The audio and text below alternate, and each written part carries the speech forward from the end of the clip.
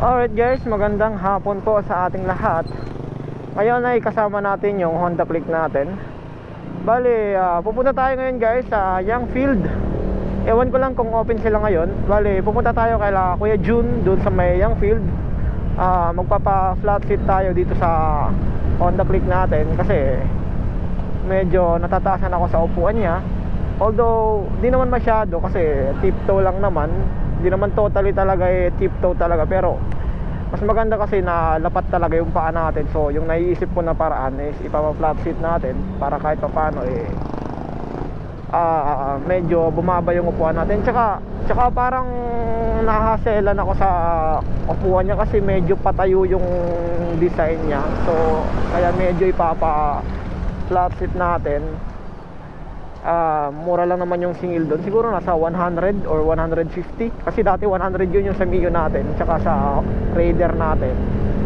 Nasa 100 yun pag flat seat lang, pag pinabawasan mo yung upuan mo. Pero pag doon ka bumili sa kanila ng seat cover, so nasa 300 to 400 depende sa klase.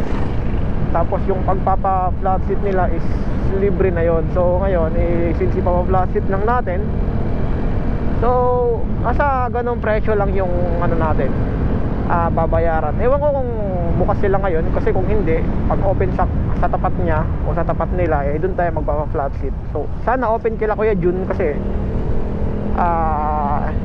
doon tayo lagi nagpapa-flat seat. Yun nga lang, sarado. Ayan o, dito yun. Kaya dito tayo sa kabila magpapa-flat seat, diba?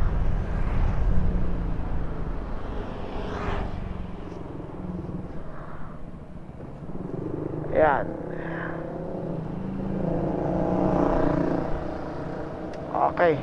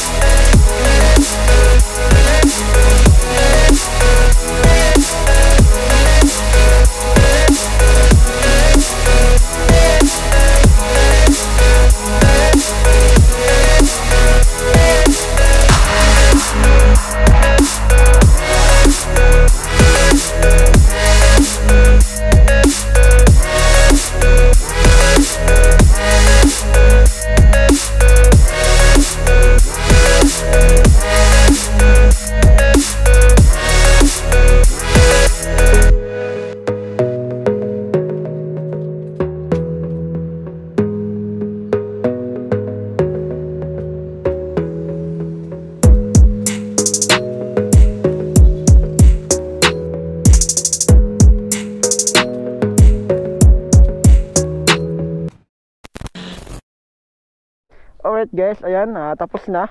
Tapos na natin pinagawa yung upuan natin, which is pina-flat seat na natin siya. So yung nangyari guys is not totally flat seat siya. Kasi alam nyo naman yung Honda Click is hindi siya kagaya ng mga Mio na mga upuan na mula dito papunta dito flat seat talaga. Kumbaga wala siyang parang ganitong itsura.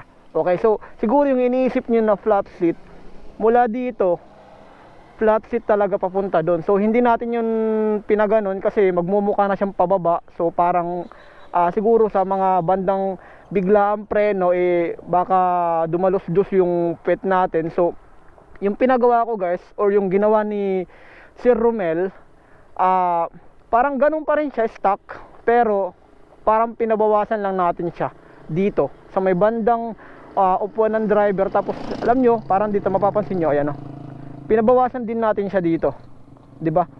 Parang although stock pa rin siya, parang yung nangyari lang is parang pina-flat seat lang natin siya dito. Yung napansin ko guys, yung parang na flat seat talaga is dito sa may bandang upuan ng back ride, which is ito talaga yung nangyari, 'di ba? Ito, parang flat seat talaga siya, tingnan nyo, 'di ba? So ayan, sa halagang 150 pesos, goods naman para sa akin. Dito lang talaga siya napuruan. So dito sigurado ko magiging komportable na yung magiging angkas natin or back ride natin. Hindi lang ako sigurado sa matagalang biyahe kasi syempre flat, 'di ba? Pero hindi naman siya totally flat na mararamdaman mo na talaga yung pinaka-plastic na upuan niya. Meron pa naman siyang siguro mga 1.5 inch na foam, so hindi pa siya masakit talaga pagdating sa malayo ang biyahe. Hindi ko lang alam, depende siguro sa back rider natin. Pero ako, para sa akin dito sa driver seat is goods na goods siya, 'di ba? Napapansin ko parang stock pa rin talaga siya, pero pinabawasan lang natin siya dito, 'di ba? Kanina napansin ko na parang lapat na yung paa ko. Tingnan natin. Ayan o. Yan. Kumbaga ito yung paa natin, hanggang dito na yung tapak ko. Yung kagaya dati is dito pa rin. Dito lang siya, 'di ba? So ngayon medyo komportable na tayo sa upuan. Tsaka maganda rin yung pagkakagawa dito ni Sir Romel, dito sa may bandang legs niya dito. Kasi ayan o, kumbaga hindi ka parang nakabikaka style pag ayan ay parang may umuumbok dito, 'di ba?